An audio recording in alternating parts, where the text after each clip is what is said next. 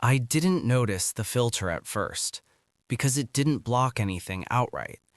It felt more like a gentle dimming, a soft adjustment, the way a lab technician lowers the lights before running a sensitive experiment. I was alone in the observation room, glass walls separating me from a subject who looked exactly like me. Same posture, same stillness, same calm breathing that pretends nothing important is happening. Information was everywhere. Charts, screens, reflections. Yet somehow only a few details felt visible. The rest dissolved into background noise without resistance. That was the first clue. Nothing was missing. It was simply no longer allowed to register. The mind doesn't show you reality. It curates it. And once the curation begins, seeing becomes a privilege, not a right. Number 10. The microscene begins with a researcher alone, seated at a metal desk, a red pen hovering over a printed report, the hum of an air vent filling the silence, his jaw tightening as he circles a sentence and exhales. The psychology label is attentional narrowing.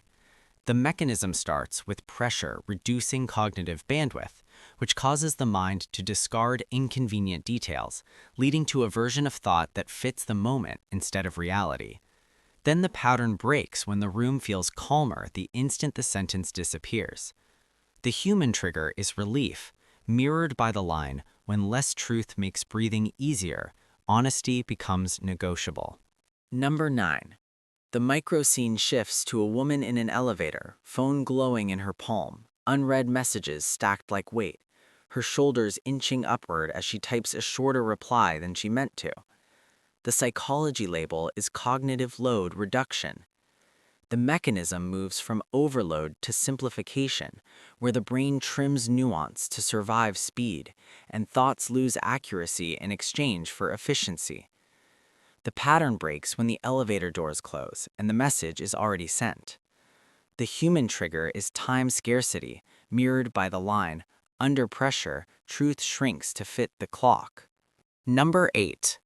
The microscene opens on a student in a dim library, notes spread like fallen leaves, fingers rubbing tired eyes, a skipped paragraph marked by a folded page corner. The psychology label is emotional relief substitution. The mechanism trades discomfort for calm, causing the mind to accept partial understanding as complete, because completion feels safer than doubt. The pattern breaks when the skipped page never gets unfolded. The human trigger is exhaustion, mirrored by the line, "When rest is promised, accuracy is sacrificed." Number 7. The microscene shows a manager in a glass office, tie loosened, approving a plan he hasn't fully read, the click of the mouse louder than it should be. The psychology label is decision fatigue. The mechanism drains evaluative energy, pushing the mind to choose the option that ends pressure fastest, even if it bends internal truth. The pattern breaks when the approval stamp lands without hesitation. The human trigger is mental depletion, mirrored by the line, "Relief feels like certainty when thinking is tired." Number 6. The microscene features a nurse at a night shift station, chart glowing softly, a small correction typed to make numbers look cleaner, her lips pressing together before she looks away. The psychology label is moral disengagement. The mechanism reframes accuracy as flexibility, causing ethical standards to slide in service of emotional survival. The pattern breaks when the corrected number feels kinder than the real one. The human trigger is compassion mixed with fear, mirrored by the line, "Pressure teaches morality to whisper." Number 5.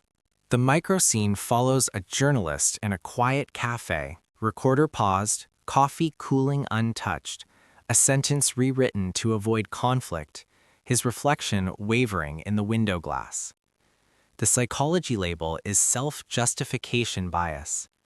The mechanism aligns belief with action, so the mind reshapes truth to protect self-image under strain. The pattern breaks when the edited sentence sounds more reasonable than the original. The human trigger is identity protection, mirrored by the line, "When truth threatens who you are, it becomes optional." Number 4. The micro scene freezes on a courtroom bench, a juror staring at wood grain patterns, hands clasped too tightly, the verdict form already marked. The psychology label is belief crystallization. The mechanism locks early conclusions into place, and pressure turns flexibility into rigidity to prevent reopening stress. The pattern breaks when changing the decision feels physically impossible. The human trigger is commitment fear, mirrored by the line, "Once pressure hardens belief, honesty cannot bend back." This image does not reverse.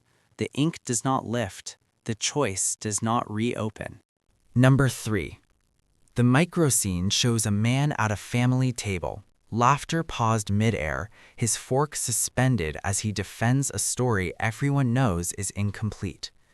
The psychology label is identity defense. The mechanism fuses belief with selfhood, causing thoughts to distort reality rather than risk social fracture. The pattern breaks when silence feels more dangerous than distortion. The human trigger is belonging, mirrored by the line, "Under pressure, truth competes with acceptance and loses." The image stays. The fork never lowers. The sentence hangs forever. Number 2. The micro scene captures a woman scrolling through comments late at night, screen lighting her face, jaw set as she ignores evidence contradicting her post. The psychology label is confirmation shielding. The mechanism filters incoming information to defend identity, shrinking honesty to preserve psychological shelter. The pattern breaks when disagreement registers as attack. The human trigger is social exposure, mirrored by the line, "Pressure teaches the mind to guard itself with selective truth." The glow does not dim. The scroll does not stop. The evidence never enters. Number 1. The micro scene ends with a solitary figure in a dark room, recorder off, notes stacked neatly, breathing steady as the final version of events settles into memory.